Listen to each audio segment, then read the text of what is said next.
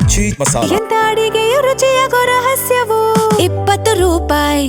ಯಾಕೆಂದ್ರೆ ನೋಡಿ, ಪದ್ಮನಾಭ ನಗರದಲ್ಲಿ ದೇವೇಗೌಡರು ಮತ್ತು ಚೆನ್ನಮ್ಮನವರು ಇದ್ರು, ವಾಸ ಮಾಡ್ತಾ ಇದ್ರು ನಿರಂತರವಾಗಿ. ಈಗ ಅಲ್ಲಿ ಪೂಜೆ ಆದಮೇಲೆ ಪ್ರಸಾದ ಮೊದಲು ದೇವೇಗೌಡರಿಗೆ ಚೆನ್ನಮ್ಮವ್ರು ಕೊಡ್ತಿದ್ರು. ಅದಾದಮೇಲೆ ಮನೆಗೆ ಯಾರು ಕಾರ್ಯಕರ್ತರು ಅಥವಾ ಅವ್ರನ್ನ ಕಾಣ್ಲಿಕ್ಕೆ ಬಂದಂಥವ್ರಿಗೆ ಮೊದಲು ಹೇಳ್ತಾ ಇದ್ದಿದ್ದೆ, ನೀವು ನಾಷ್ಟ ಊಟ ಮಾಡಿ ಅಥವಾ ಉಪಹಾರ ಮಾಡಿ ಅಂತ ಕೇಳ್ಕೊಳ್ತಾ ಇದ್ದರು.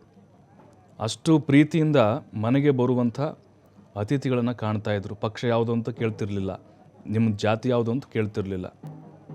ದೇವೇಗೌಡರ ಆಶೀರ್ವಾದ ಪಡೆಯಕ್ಕಂತಲೇ ದಿನನಿತ್ಯವೂ ಕೂಡ ಜನರು ಬರ್ತಾನೆ ಇದ್ದರು. ಆ ಟೈಮ್ನಲ್ಲೂ ಕೂಡ ಚೆನ್ನಮ್ಮನವರೇ ಮುಂದೆ ನಿಂತ್ಕೊಂಡು ಅವಕಾಶವನ್ನು ಮಾಡಿಕೊಡ್ತಿದ್ರು. ಯಾವ ಊರಿಂದ ಬಂದಿದ್ದೀರಿ ಅಂತ ಮೊದಲು ಕೇಳ್ತಿದ್ರು.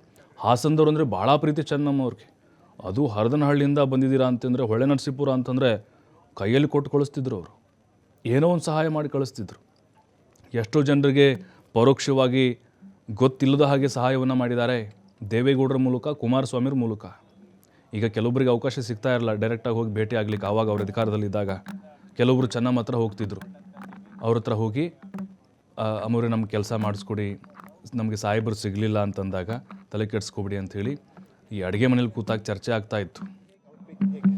ಇಲ್ಲ, ಯಾಕೆಂದರೆ ನಾನು ಆಗಿದ್ದು 1982ನೇ ಇಸ್ವಿನಲ್ಲಿ. ಸೊ ಅದಂತೂ ನಿಜ. ಅವರು ಕೇವಲ ಅತ್ತೆ ಆಗಿರಲಿಲ್ಲ, ತಾಯಿ ಆಗಿದ್ದರು. ಯಾಕೆಂದರೆ ನೋಡಿ, ಈಗ ಅವರ ತುಂಬ ಕುಟುಂಬ ಏನಿದೆ, 6 ಜನ ಮಕ್ಕಳು ಚೆನ್ನಮ್ಮ ಮತ್ತು ದೇವೇಗೌಡ ಅವರ ದಂಪತಿಗೆ, 9 ಜನ ಮೊಮ್ಮಕ್ಕಳು. ಪ್ರತಿಯೊಬ್ಬರ ವಿದ್ಯಾಭ್ಯಾಸ ಆಗಿರ್ಬೋದು, ಅವರ ಗುರಿಗಳಾಗಿರ್ಬೋದು, ರಾಜಕೀಯ ಜೀವನ ಆಗಿರ್ಬೋದು, 7 ಬೀಳಿಗಳಲ್ಲಿ ಜೊತೆಯಾಗಿ ಚೆನ್ನಮ್ಮನವರು ಇದ್ದಂಥವ್ರು. ಯಾವತ್ತೂ ಕೂಡ ಪ್ರಚಾರವನ್ನು ಬಯಸಿದಂಥವ್ರಲ್ಲ. ರೇಷ್ಮೆ ಸೀರೆ ತಂದು ಕೊಡಿ, ನನಗೆ ಆಭರಣ ಕೊಡಿಸಿ ಅಂತ. ಭಾಳ ಸಿಂಪಲ್ ರೀ, ಎಷ್ಟು ಸರಳ ವ್ಯಕ್ತಿತ್ವ. ಮಾಜಿ ಪ್ರಧಾನಿ, ಈ ದೇಶವನ್ನು ಕಂಡಂಥ ಏಕೈಕ ಕರ್ನಾಟಕದ ಪ್ರಧಾನಿ ಆಗಿದ್ದಂಥವ್ರು ದೇವೇಗೌಡರು.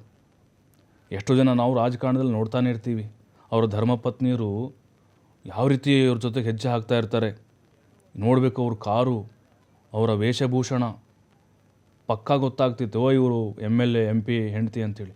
ಆದರೆ ಚೆನ್ನಮ್ಮನವ್ರು ಯಾವತ್ತೂ ಕೂಡ ಹಂಗೆ ಕಾಣಿಸ್ಲಿಲ್ಲ.